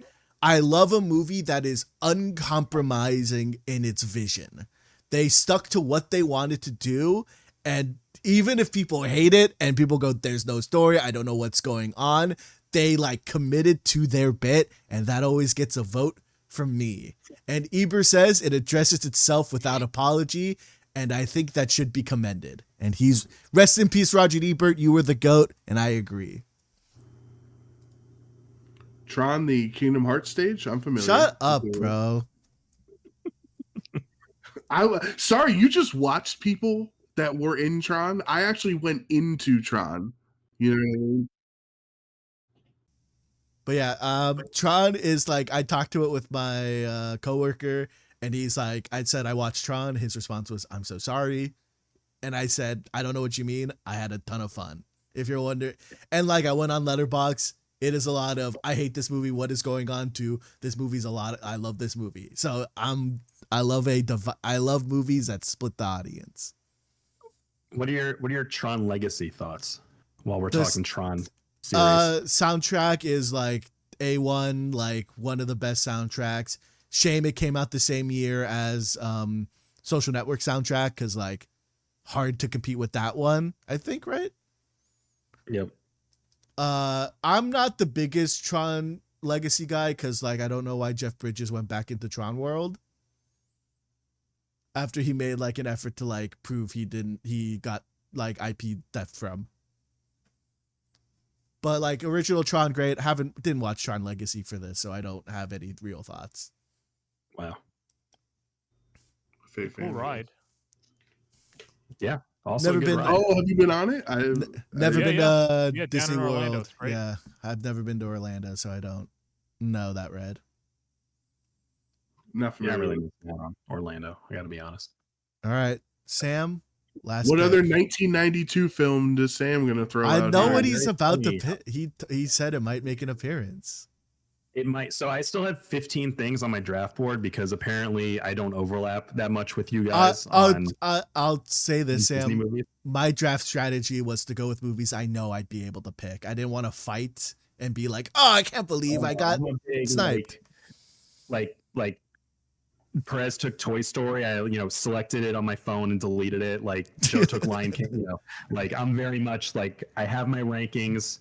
And I was not planning on messing with them until like I got to here, and I have like too much to pick between. So I have a bunch of like objectively good movies on my list. And now I'm going to take a movie that like the concept is like very familiar, but I don't know if people actually think the movie is that great. But I have a lot to say about it. And that would be 1997's, not 1992, Joe. That would be Air Bud.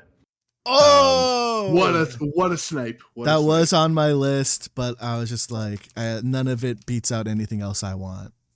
No, it's not objectively better than a bunch of like I don't know what Jonathan thinks. I don't want to spoil it, but we can talk about it in the honorable mentions part. But there's a bunch of really amazing like Disney, Pixar, live action, etc. stuff. But I really wanted to get an Air Bud discussion going on here. First of all, it came out on my 6th birthday, which is very important to me. It's also just I'm big dog person. That's great. The dog is pretty good at basketball. It's not really like an isolation scorer, like can't really create a lot of its own, but like deadly off ball, like a Klay Thompson type. Yeah. His plus minus You know, is through the you roof. set a couple of screens and Buddy is knocking that shit down. A lot of gravity assists. Also, just like the movie, like I was rewatching. I can't believe I'm admitting this. I was rewatching Air Bud for the podcast, and Sam, like, don't feel embarrassed. I watched all of these movies, even the ones on my list I did not draft for this. So don't feel bad. no, I feel horrible. Like the movie is like kind of dark and weird in the beginning. Like Yeah. the dog is like I don't want to say slave, but like the dog is like forced to do like weird tricks shit for a clown. Yeah, weird. Yeah, for the evil clown guy, and he gets rescued by the orphan, not an orphan kid, just kind of loner kid. Turns out, hey, this dog can hoop. It of course spawned so many memorable lines. There's no rule that says a dog can't play basketball. Of course, like imagine being the father of one of the children on the other team, like, hey, how'd it go today at school? Oh, a dog dropped 30 on me and we lost at the buzzer. Just a lot going on there. Also, not about Air Bud specifically, but one of its many revered direct-to-video sequels, Air Bud 7th Inning Fetch, implies that 9/11 didn't happen. So just like shout out to the Air Bud franchise in general. The better timeline. That we could be living in that timeline. I'm pretty sure I mentioned this at some point during a really late evening at MLB, but if you watch Air Bud 7th Inning Fetch, which of course I did as a youngster who loved baseball and dogs, the movie came out in 2002. The end of the movie, that headline on the front page of the newspaper is like that the softball team won the championship. Front page of the newspaper, and the newspaper is dated Wednesday, September 12th, 2001. So either just like they missed the other big story the previous day, or it was a bigger story than it was. Performance in the softball championship game somehow stopped all the planes. If you remember, that wasn't even the best athletic feat that happened that day. Remember that guy that bowled a 300 in Las Vegas? Yeah. So you got Air Bud, you got softball, and the 300 game. Like, right. Yeah, 9/11 got bumped down to B3 on the newspaper. Yeah. Yeah, also see insert for terrorist attacks. Yeah. One note though on Air Bud, something that actually made me really sad when I was looking all this up. Air Bud was nominated for favorite animal star at the Nickelodeon Kids Choice Awards that year. And you would think, oh, Buddy's got to be a lock for this. Look how dominant he is in the movie. No toddler can guard this dog. Salem the cat from which actually won that award. That's the right answer. I'm sorry. Salem was awesome. I think if you rewatch Air Bud, Joe, you're going to agree it's not the right answer. Also, the kids chose Puff Daddy as their favorite singer that year. So maybe the voting audience is not to be trusted. That was us. We were the voting audience. I don't remember voting for Diddy. I'm just putting that on the record. Maybe you did. I didn't. Listen, Air Bud, phenomenal. The greatest technicality in the history of cinema. As you mentioned, there's no rule that says the dog can't play basketball. That has spawned 30 years of actually people in movies simply because of Air Bud's existence. So very significant film. I watched Air Bud, I think last year or a year and a half ago. And that first the first 10 minutes is weirdly dark. I don't know why we needed color. That Air Bud was I don't know why I needed color. That Air Bud was just a dog that was getting owned, had to do magic tricks to get its meals. But there wasn't as much basketball as I wanted in Air Bud when I had watched it, which is my big complaint. Also, that basketball is oiled up beyond belief, so Air Bud can Air Bud it. Are you saying you can't oil up a basketball for a dog? Yeah, that's what they had to do. I'm with Sam though. I think every championship team needs a player like Air Bud and Buddy. He's not going to be Steph Curry or LeBron, but quite frankly, you need dogs on your team. You need people that are going to go the extra miles. Got him. And that's what Buddy was. R.I.P. R.I.P. What do you mean? He's upstate. No, After they filmed the movie, they took him to a farm upstate. Oh, Right, buddy. yeah. All right, John. Last pick. Bring it home. Yeah, this is Make a tough one. Yeah, I know. I have to make this count. I really want to stick to Pixar, so I'm just looking at my sports movies, and we'll do them in the honorable mentions. Yeah, I'm gonna break my rule. I'm going with Toy Story 2 as a sequel. I didn't want to put a sequel in there, but this is the lone Pixar movie where I'll hear an argument that Toy Story 2 is better than Toy Story 1 and actually believe you. Listen, Buzz. That's my feeling. Yeah, like Buzz versus Utility Belt Buzz, the toy collector. It's just great. Like it is a fantastic. You add a new catalog of characters. Jesse's fantastic. Stinky Pete. Yeah, it's just great, and how you really see the friendship between Buzz and Woody, just expound in this one. Mm-hmm. Yeah, it's definitely the one I like more than the original. But then like Wayne Knight's in it. He's a toy collector, and because it's Wayne Knight, I always scream a quote from Nirvana, the band, The Show. Newman, he's hacking Jurassic Park. And but it's like, yeah, it's just like it feels more rounded as a movie, obviously because now they have the ability to make people look like people rather than toys. So you can kind of get more life into the world. But yeah, those are my thoughts on Toy Story 2. I like it better than 1 and far more than 3.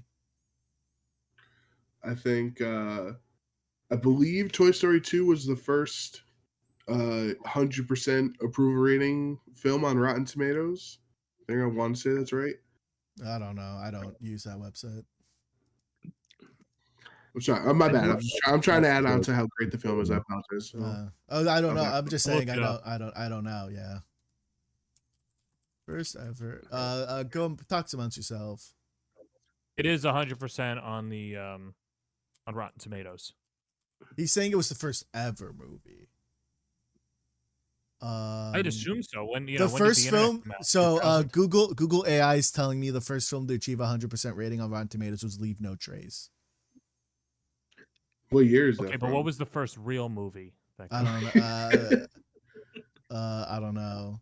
Because it'd be like if someone chose The Godfather now, it's like, okay, but the Rotten Tomatoes website didn't exist in 1974. So yeah, no, the Rotten Tomatoes does have Leave No Trace is above Toy Story 2. But no, I'm saying it's gonna be Toy Story 2 because it came out in 1999 and Leave No Trace came out in 2018. So I think you're correct, Joe.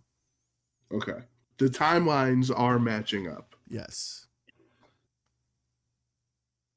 I'm still looking. No, Philadelphia Story has 100%, and that came out before Toy Story 2. Same with Seven Samurai. Yeah, when people flock to on their Google Chrome in the 1950s to see Seven Samurai. Yeah, no. Well, Philadelphia Story came out before that too. Yeah, so I think I'll take that one. I'll take the minor dub. Yeah, where I think you're right, Joe. Though, just based on everything I'm seeing, I just like to add fun little facts to the conversation. Yeah. Little tidbits for you to chew on for when I'm gone. You say that Joe guy, he's a cool guy. All right, honorable mentions. I got kind of a big list, or a list that is. There's so many to choose from. Oh yeah, I mean, there's tons. Where do you want to start? I have Hercules. That was debating between Tron and Hercules. My thought on a mythology sense is completely wrong. They fucked everything up, and for that I can't forgive it. That's why you couldn't choose it, because of Hercules. Yep. Yeah. Movie should be called Hercules 1997, not Hercules. Really fucked it up. Really did Hades dirty. Hades isn't a villain. He's just a guy. He's just like a guy who hangs out underground. Never leaves his kingdom. Just hangs out. And like, if we want to put the laundry list of all the bad things Hades has done, it is far dwarfed by anything any of the other major gods has ever done. Here is the reason Hercules kills Meg and his kids. So, you know, justice for Hades. No, he had a loving mother in the film. Actually, you know, she didn't make him go through all those trials and everything, and she didn't want to try to kill him. Nope, she was just all in on Hercules. Yeah, actually. it's fucking, they fucked up. They fucked it all up, so that's why I couldn't pick it. I had Honey, I Shrunk the Kids, 89. Yeah, that was on mine. I rewatched it and I was just like, I was having so much fun watching all the trunk parts, because like the practicality of it all. It might look janky and weird, but I was like, I just loved how like they went with it to make it look real as they could. I thought that was really cool. I have Flubber 97. Another Robin Williams. Another Robin Williams. It's also a John Hughes script. But it was too much romance, not enough flubber for me. I wanted. Could you imagine the whirlwind as Robin Williams' agent going from Good Will Hunting straight into flubber? Yeah, I know. I can't imagine. It's just like I wanted more flubber. Roger D. Bird agrees. It was a movie slow going, and like, yep, he's right. It's just like, it's a flat John Hughes script, which is a surprise to me. I have 91's Rocketeer, which is like a weird, like, if it's just like an off superhero movie where, you know, like you would get like the weird, like pulpy kind of superheroes that aren't really big names. Has that feel, which I really like. And then I have 3 DComs at the end: Brink, Eddie and $1 Million Cook-Off, and Smart House, which Smart House is directed by LeVar Burton. Oh, nice. But Eddie $1 Million Cook-Off, they're squashing gender norms, but they had to be insanely sexist to do so. And then Brink, it's a movie with incredibly low stakes, but one thing is incredibly high stake. Oh, I love to rollerblade, but these rollerblading bozos suck. But also, on the other hand, we might lose the house and my dad's unemployed and the housing market crash, so I have to like become a sponsored rollerblader. So now I have to be a bozo. Very funny. And also, shouts out to my friend Will. I told you this when I saw you, but you look like the villain in the movie, bro. I think that's you. Wow. I was thinking about doing a bit where I was just going to pick like direct to video sequels of actually good movies, but didn't have the heart to go through with that for an hour and a half. But some ones that missed the cut for me, barely, I will say. Cool Runnings, 1993. Ooh, yeah. Sticking with the sports theme, Miracle, 2004. Not a great movie, but a great subject. I like the movie. I don't know. Sorry, sue me. But you know what? I didn't want to put it on the actual list. Cars 2, just for the tweet. And genuinely surprised this one didn't get picked. If someone else had taken Air Bud somewhere in the first 5.5 rounds, I would have taken this with my last pick. But Ratatouille, no one took. Oh, yeah. Somehow through the cracks. And yeah, that's most of my honorable mention list. Sam, I don't know what Cars 2 tweet you're thinking of. Is it the one I'm looking at right now? I am sure it is. Okay. Does it involve beans? Yeah, it does. Okay. Yeah. I do remember seeing that. John, any honorable mentions? I had just a lot of things listed just in case, because you never know what's going to get sniped from you. I would say the only thing that actually got sniped for me was High School Musical 2. So good job by Ted there. That was the only thing, because I was trying to go for a little bit here, like one of a certain type of thing, whatever. And obviously Camp Rock is not as good as High School Musical 2, but then I can't be a fraud and choose the first movie when I think the second one is I just feel like there's better. There's just better DComs. I don't think so. How many of them have Demi Lovato in them? I listed 3 better DComs. They're not better than Camp Rock. It's 100%, not true. Yes, 100% they are. They're not, just because they're not High School Musical 2. Eddie's $1 million kickoff involves a baseball game. No, it's not. It's not the only criteria for good films is if it has baseball. Smart House is way better than Camp Rock. You're just dead wrong. Listen, all right. You called me too old for liking Camp Rock because it came out like 11 months after High School Musical 2. You're just so much more refined and mature 11 months later. I'm just saying that like there's better DComs. No, it's gonna be in the exit poll. Better DCOM, Smart House, or Camp Rock. All right, so that was the only snipe for me. The other honorable mentions. Surprised that I would have put Beauty and the Beast on my list if I was just choosing my favorites, because it's probably my favorite Disney movie. First animated film nominated for Best Picture also. First Disney movie to have used CG or 3D animation in it. Yeah, I love Beauty and the Beast. Love the music in there too. Hercules, as you mentioned. Cars, the original one, I think that's actually a really good movie. The Life is a Highway song, I was blasting that all day, every day when that came out. But definitely the Cool Runnings is a nice one there. Pirates of the Caribbean is a Disney movie as well. I did see that, and I was a really fun movie. But the only other one I considered for my live action slot, where I chose Mary Poppins, I was considering Who Framed Roger Rabbit instead for the blend of live action. Is that a Disney movie? Yeah, does that count? That is a Disney movie. Is it a Disney Pictures? No, it's a Touchstone movie. So did you Google it? Yes, I'd ask Jeeves. Because I looked up Disney films. Silver Screen Partners. Yeah, you would have gotten killed for that. I would have fucking owned your ass, bitch. Because I would have. Because you know why I would have. You know why I would have owned you? Because I would have selected Who Framed Roger Rabbit. I mean, it's a great movie. What can I say? Yeah, sorry. My Google, when I looked up Disney, I looked up live action Disney films, and Who Framed Roger Rabbit was on the list. And that list is wrong because I'm fucking. But Pulp Fiction wasn't on the list. It's on the Wikipedia list of all Disney movies, but like when you go to that list, it's like you can sort by like who distributed the movie. Also, underrated, Princess and the Frog. That's a really fun movie, too. I enjoy that one. That was like Disney had taken like a decade off from animated movies and came back with that, right? Yeah. Never saw I don't know if Perez has any other Pixar movies on his list. I do. Good call out with Ratatouille. Great movie. I just wanted to win the draft, so I picked Toy Story 2. I picked Frozen. WALL-E's another good one. WALL-E's great, yeah. WALL-E's great. And I mean, then the rest are just like sequels, like it's Toy Story 3, Cars 2. The Good Dinosaur.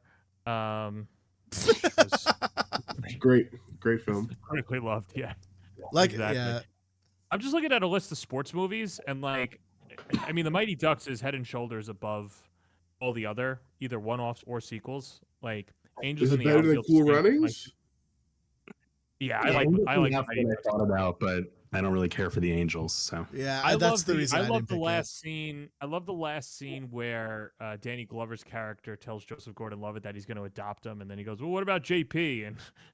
And Danny Glover's like, "All right, I guess we're gonna adopt him too." Oh yeah, he can come with us. And this they get him to go. The Rookie with Dennis Quaid, who plays great Ronald film Reagan eventually. And great film. Guy was clearly on steroids. Like that's what happened. Glory Road, Secretariat, which I think they tried to get. I think they tried to get the dog from Air Bud to play Secretariat, but he wasn't available. So they had to out. It's probably dead. Right, exactly. Yeah. He was upstate, Ted. Right. And then just in terms of like Disney Channel, like original sports movies, Jump In, Go Figure, Full Court Miracle, Johnny Tsunami. Luck of the Irish. Right. Brink. Teamed. There's the breakdancing one. The BMXing one. Johnny Tsunami 2, where he's snowboarding instead of surfing. Does Johnny Snap 3, The Empire Strikes Back. Yeah, exactly. Does Hocus Pocus count? I think so. What are our thoughts on that film? Not really a movie for me. Wasn't in my top 20. It is a that would have counted. All right. If that's it, thanks everyone for watching. In the show notes, there will be an exit poll. Please vote for the winner. Vote with your heart, and not with who just picked best movies, because that's no fun, because that's not how elections work. There will be other questions in the exit poll, like always. Thank you for listening. Thank you for watching. I know I said I watched all my movies except Heavyweights, but the last piece of media I watched was Heavyweights.